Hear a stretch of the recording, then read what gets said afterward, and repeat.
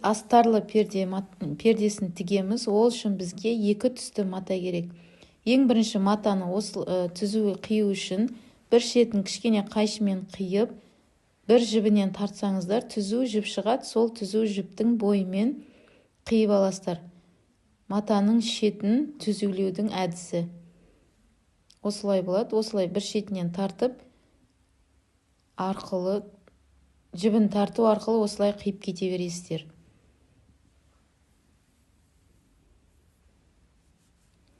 Өзіңізге керекті размерді аласыздар.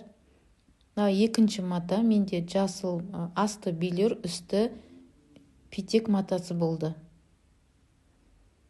Барлық кромкілерін қиып алып тастаймыз.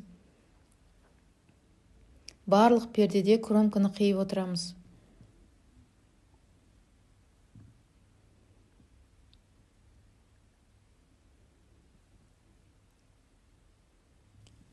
Менде асты 1,5, үсті 1,5 метр мата кетті. Екі шетіне қою үшін 1,5-1,5-нен 3 метр, келесі матада 3 метрден 6 метр мата кетеді. Астарлы матаға негізі жеңіл матаны алған дұрыс. Екі мата біріккеннен кейін қалың болып, ауырлау болып кетеді. Сол үшін жеңіл мата алған дұрыс. Енді осы екі матаны біріктіріп тігіп шығамыз. Бірінші астыңғы жағынан біріктіреміз.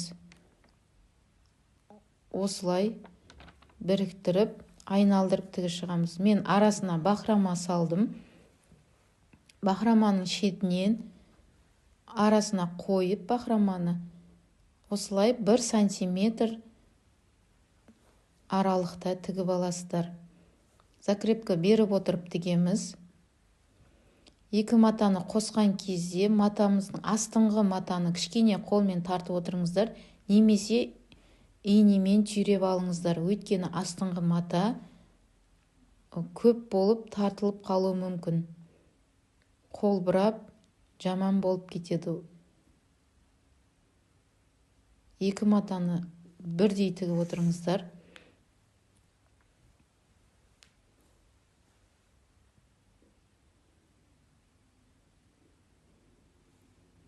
Тігістеріңіз түзуіне мән беріңіздер.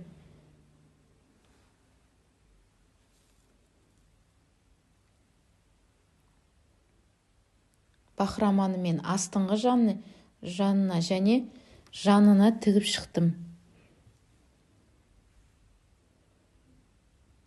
Енді мен жанына қарай тігемін.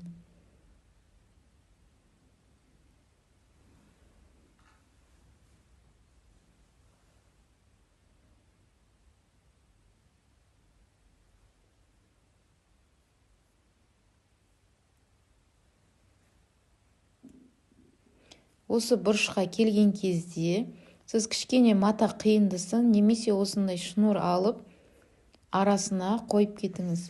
Бізге ілген кезде қажет болады. Бұл крючок есебінде жүреді. Дәл бұрышына қойып кетіңіздер.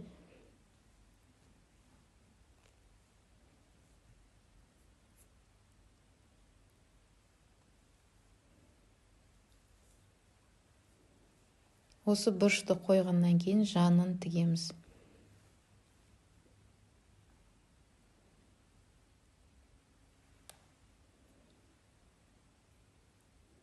Астыңғы матада, үстіңгі матада бір қалыпты тігіліп жатқанына мән беріңіздер.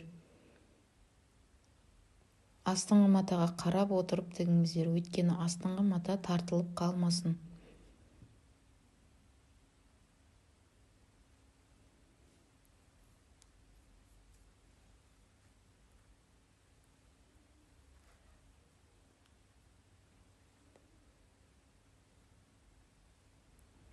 Бақраманың орнына басқа мойыншақты бақрама қолдансаңыздар да болады. Бақраманы да қатты тартпаймыз. Осылай айналдырып тігіп шығамыз. Асықпай, қолдарыңыз үйренгенше жаймен тігіңіздер.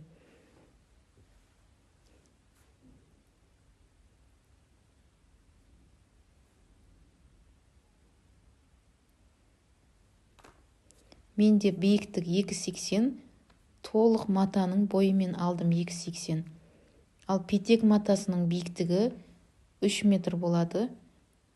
Мен астындағы белер матаның биіктігімен алдым. Қалған петек матасын қиып тастайтын боламыз. Енді келесі жанын тігіп аламыз. Ол жерге бақырама қоймаймыз, жай өзін 2 матаны біріктіріп тігіп шығамыз.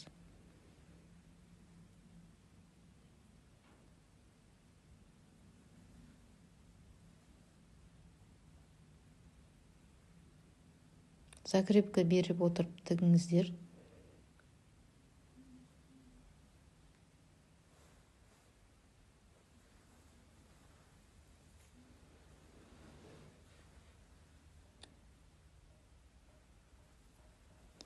Барлығын тігіп болғаннан кейін үтік басып алуды ұмытпаңыздар.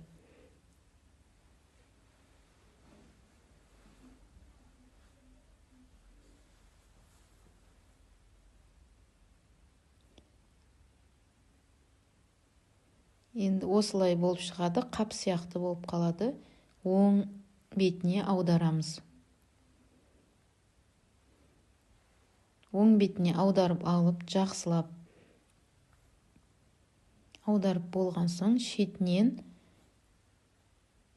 0,3-0,2 миллиметрмен тігіп шығамыз.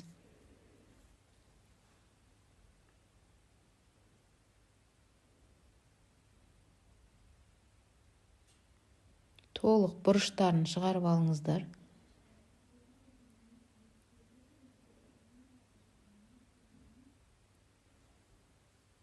Енді осы шеттен 0,3-0,2 миллиметрмен тігеміз. Артық матаны қиып алып тастаймыз. Жібінен тарту арқылы қиып алсақ өзім түзу шығады.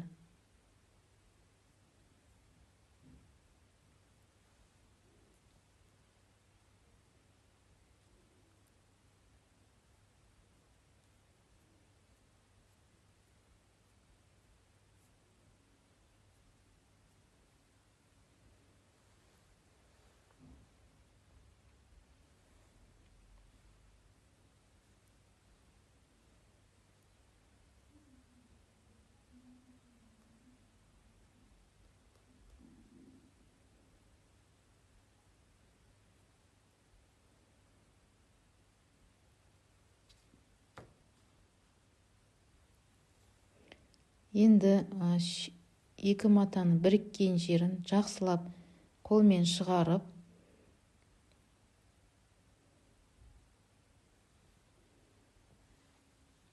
бір түзу тігіспен шетінен ғана тігіп шығамыз. Айналдыра тігеміз, астын, 2 жанын барлығын тігіп аламыз.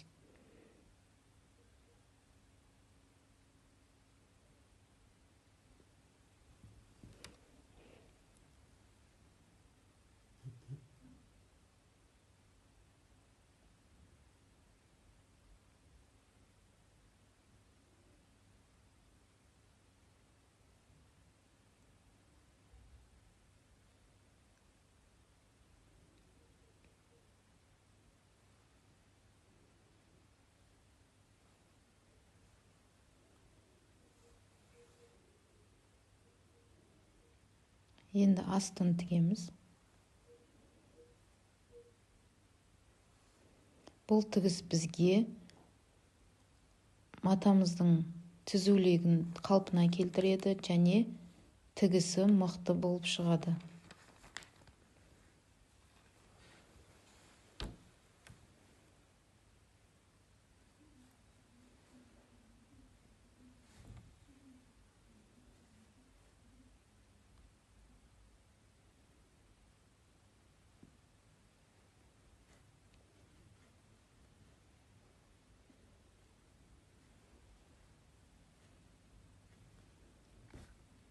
Енді өзімізге керекті биіктікті аламыз.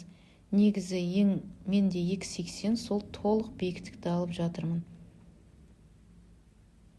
Лентаны осылай тігеміз. Лентаны бірінші астына қойып аламыз. Крючок ілінетін жағы лентаның астыңғы жағында тұрады. Машинкаға қарап тұрады. 2 см бас жағын қайтарып алып, осы лентаның бойымен бір қатар түзу тігіс тігіп шығамыз. Екі мата бірдей болу керек.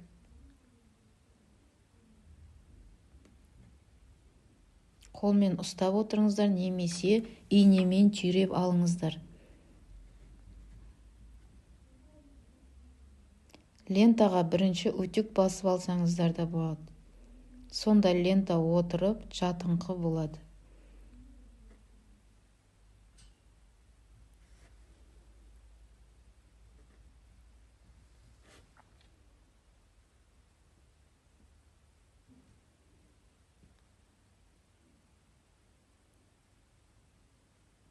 Менде бетіне қарап тұратын жағы жасыл мата болады.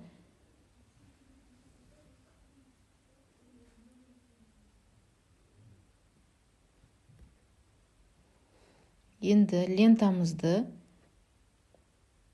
осылай төңкереміз.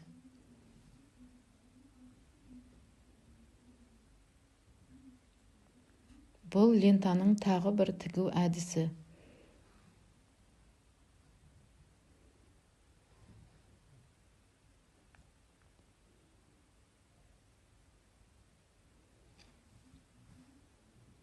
Осылай лентамызды айналдырып, екінші қатарын тігіп шығатын боламыз. Матаның бұралып кетпеуіне мән беріңіздер. Астыңғы матаны кішкене тартыңқырап отырып тігіңіздер. Астыңғы матаны, екі матаны қолмен кішкене тартып отырыңыздар. Лентаны бостау жіберіп отырыңыздар. Сонда маталарыңыз айналмай түзу болып тігіледі. Енді тігіп болдық. Біз крючогымызды іліп, лентаның екі шетінен 4 жібінен бірдей тартатын боламыз. Өзімізге керекті размерге жинаймыз. Жібін тартқаннан кейін байлап қойыңыздар. Өйткені лента жіптері шығып кетеді, сборка жиналмай қалады.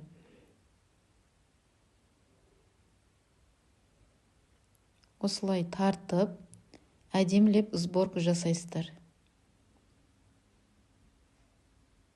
Крючокты әрі 10 сантиметрден іліп аласыздар.